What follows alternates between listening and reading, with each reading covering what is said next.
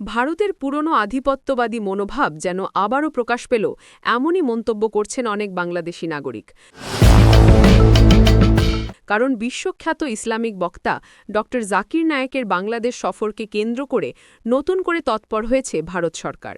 আসছে ২৮ ও ২৯ নভেম্বর রাজধানীর আগারগাঁও এলাকায় স্পার্ক ইভেন্ট ম্যানেজমেন্টের আয়োজনে একটি ইসলামিক অনুষ্ঠানে যোগ দিতে ঢাকায় আসার কথা রয়েছে ড জাকির নায়েকের, কিন্তু তার সফর ঘিরেই শুরু হয়েছে কূটনৈতিক আলোড়ন। গত ৩০ অক্টোবর নয়াদিল্লিতে এক সংবাদ সম্মেলনে ভারতের পররাষ্ট্র মন্ত্রণালয়ের মুখপাত্র রণধীর জয়সওয়াল বলেন, জাকির নায়েক একজন ওয়ান্টেড ব্যক্তি। আমরা আশা করি তিনি যেই দেশে যান সেই দেশ আমাদের নিরাপত্তা উদ্বেগের বিষয়গুলো গুরুত্ব দিয়ে পদক্ষেপ নেবে। ভারতের দাবি, ড নায়েকের বিরুদ্ধে ঘৃণামূলক বক্তব্য প্রচার, উগ্রবাদে প্ররোচনা এবং অর্থ পাচারের একাধিক মামলা রয়েছে।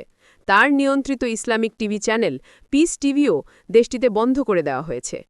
২০১৬ সালে ভারতে নানা মামলায় পড়ে ড নায়েক দেশ ত্যাগ করেন এবং মালয়েশিয়ায় স্থায়ীভাবে বসবাসের অনুমতি পান।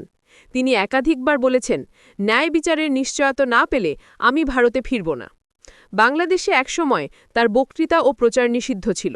২০১৬ সালের গুলশানের হোলি আর্টিজান হামলার পর তদন্তে উঠে আসে হামলাকারীদের অন্তত দুজন জাকির নায়েকের বক্তব্য থেকে প্রভাবিত হয়েছিল। এরপর শেখ হাসিনা নেতৃত্বাধীন সরকার তার বাংলাদেশে প্রবেশ নিষিদ্ধ করে।